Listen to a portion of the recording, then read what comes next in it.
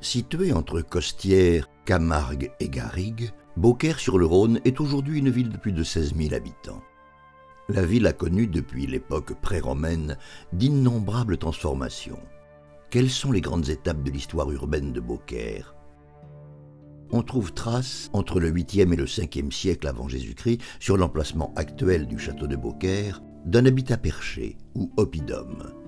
À l'abri du Mistral et des inondations du Rhône, une première communauté d'agriculteurs-éleveurs se regroupe sur la colline, au sein d'un hameau de cabanes. Avec la conquête romaine au IIe siècle avant Jésus-Christ, l'urbanisme de ce qui devient Hugernum connaît de profondes modifications. La limite ouest de la ville basse est matérialisée par des nécropoles placées le long des voies antiques que l'on retrouve encore de nos jours, matérialisées dans la trame urbaine et en particulier la voie domitienne en direction de Nîmes. À la fin du 1er siècle avant Jésus-Christ, l'ancien centre indigène s'ouvre au mode de vie urbain et se romanise.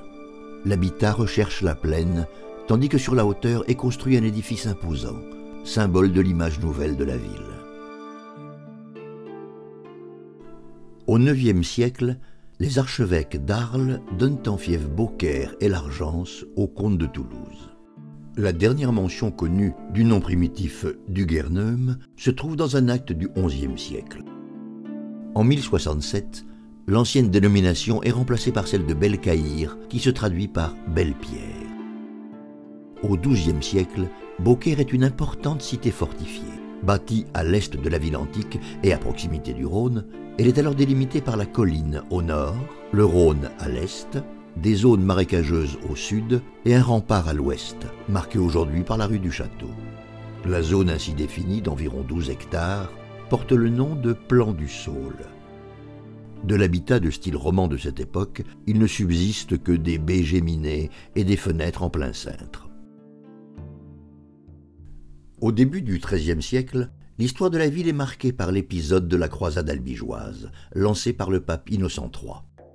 Malgré la victoire du comte Raymond VII contre les troupes de Simon de Montfort en 1216, Beaucaire doit se soumettre. Sous le règne de Louis VIII en 1229, la ville et la terre d'Argence sont annexées au domaine royal.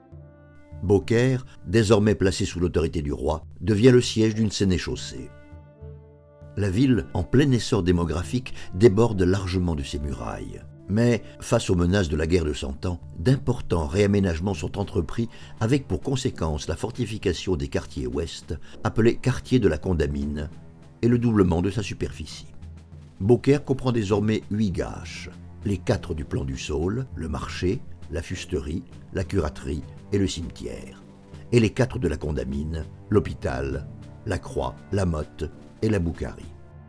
Au même moment, Beaucaire achète au chapitre de Villeneuve-les-Avignon les terrains marécageux qui formeront plus tard le champ de foire. De cette période datent la maison gothique, l'église Saint-Paul et l'hôtel du Long. En 1464, Beaucaire retrouve les libertés octroyées 2 siècles plus tôt par la maison de Toulouse. Louis XI confirme les privilèges d'une foire franche, la foire de la Madeleine. Elle débute le 21 juillet au soir et bénéficie dès le XVIIe siècle d'un rayonnement international. Les richesses générées par sa tenue contribuent à transformer profondément la physionomie de la ville. Le Compois de 1739 montre une ville scindée en deux. À l'est, le Plan du Saule, tourné vers le Rhône et la foire. À l'ouest, la Condamine, tournée vers le monde rural. La ville, en plein essor, connaît un formidable développement urbain et architectural, comme en témoigne la densification de l'habitat, la construction d'une nouvelle maison consulaire et l'agrandissement, dans des proportions démesurées, de la collégiale Notre-Dame des Pommiers. Un pont de bateau en baïonnette d'une longueur de 900 mètres relie à partir de 1674 Beaucaire à Tarascon. Des portes sont réouvertes dans les remparts pour faciliter l'accès aux champs de foire et à la zone portuaire. La révolution industrielle marque le déclin de la foire. Les nouveaux modes de transport des marchandises et des voyageurs détruisent bientôt les fondements mêmes de sa prospérité. La construction du pont suspendu et celle du pont ferroviaire, qui franchissent le Rhône, gênent l'arrivée des bateaux à grand tirant d'air jusqu'aux berges jouxtant le champ de foire. En 1805, la démolition des remparts médiévaux est achevée et le creusement du canal du Rhône à Sète se poursuit. Le centre de gravité de la vie économique se déplace autour du canal du Rhône à Sète, dont le chantier se termine en 1811 avec l'ouverture de l'écluse sur le Rhône. Les réalisations architecturales du XIXe siècle touchent essentiellement les abords de la ville. Le premier quart du XIXe siècle voit la construction, près de la porte de Roquecourbe, des hôtelleries du Luxembourg et du Nord et l'ouverture du Café du Grand Bazar.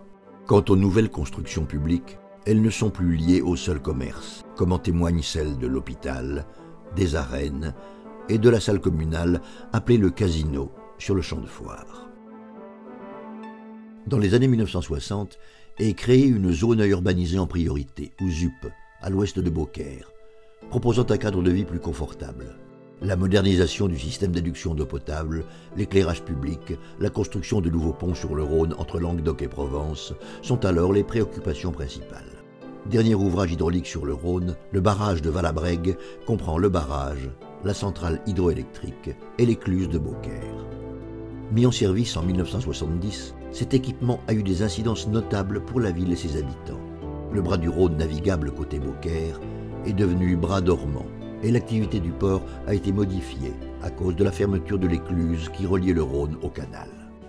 Au début des années 80, Beaucaire entend renouer avec son héritage architectural. La décision de créer un secteur sauvegardé est alors prise. Des programmes de restauration visant à la sauvegarde du patrimoine et à la revitalisation du cœur de ville voient le jour. Depuis 1998, les réalisations et les projets se concentrent sur l'aménagement des entrées de ville et des abords du canal, une meilleure pénétration du centre ancien et une requalification des espaces publics, les travaux de ravalement de façade et le traitement des vitrines commerciales. En décembre 2001, Beaucaire a été labellisée Ville d'art et d'histoire.